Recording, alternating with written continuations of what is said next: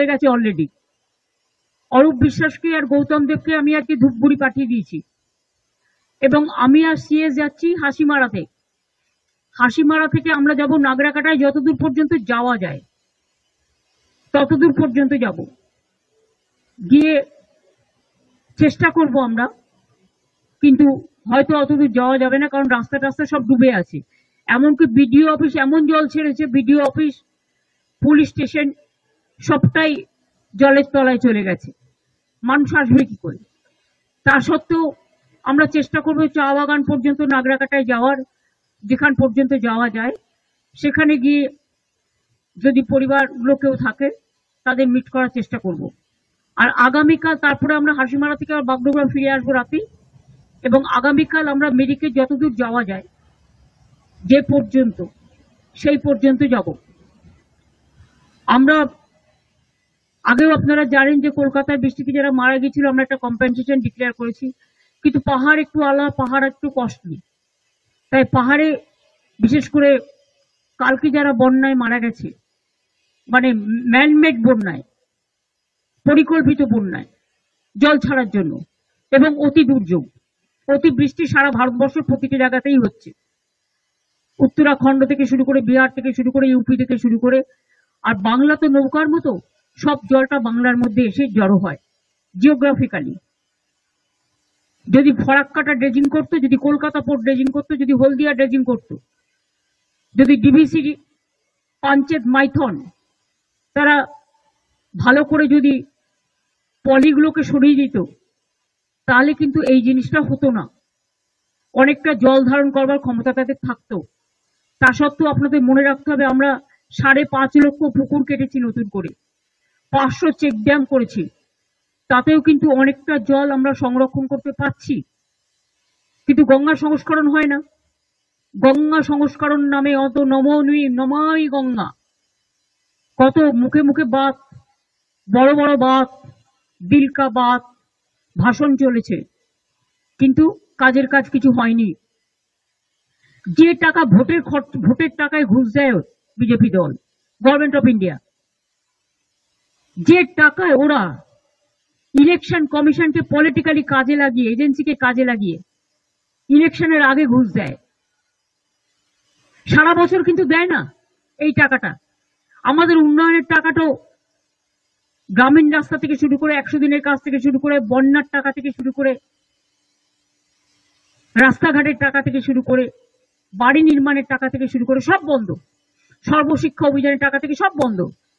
এর মধ্যে জিএসটি আপনারা জানেন, যদিও এটা আমরা চেয়েছি মানুষের জন্য, কিন্তু 20,000 কোটি টাকার জন্য জিএসটি আমাদের রেভিনিউ লস হয়েছে।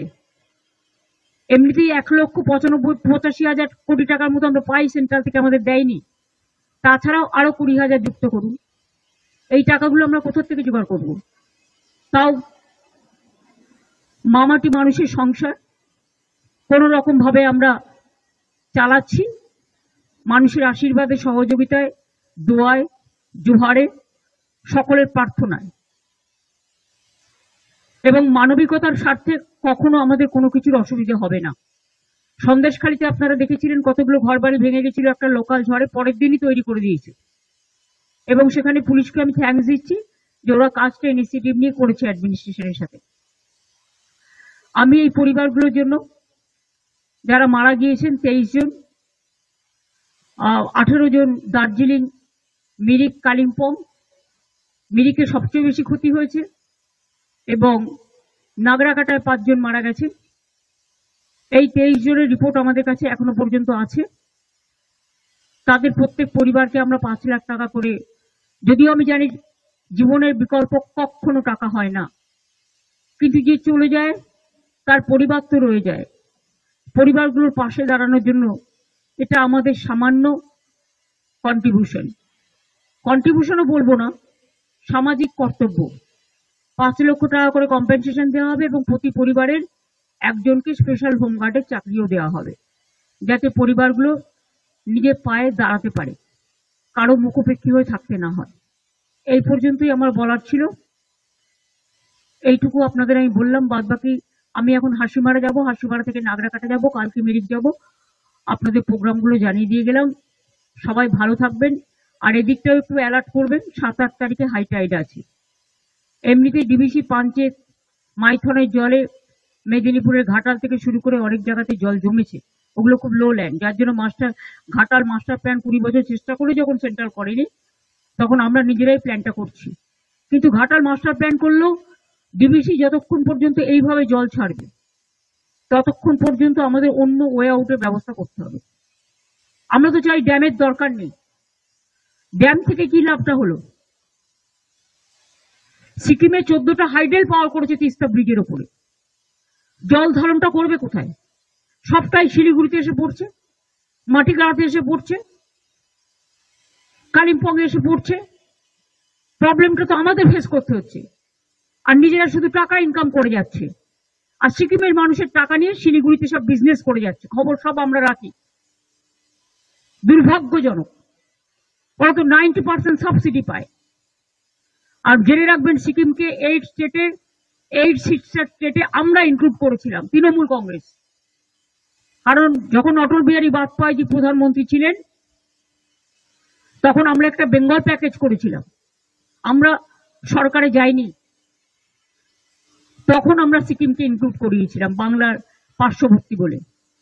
আমাদের অনেক টুরিস্ট যায়, অথচ ওরা সেখানকার মানুষের টাকাটা পায়, টাকাটা মানুষের কাজে না লাগিয়ে সেই টাকাটা শিলিগুড়িতে এসে ব্যবসার কাজে লাগায় আর দার্জিলিংকে উস্কানি দেয়।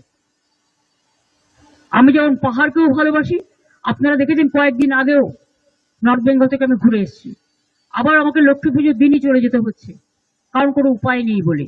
মানুষ যখন বিপদে পড়ে তখন আমাদের কাছে উৎসব বড় কথা নয়, উৎসব মানুষের মানবিকতাই হচ্ছে সবচেয়ে বড় উৎসব। তাই এইটুকু বললাম। আমি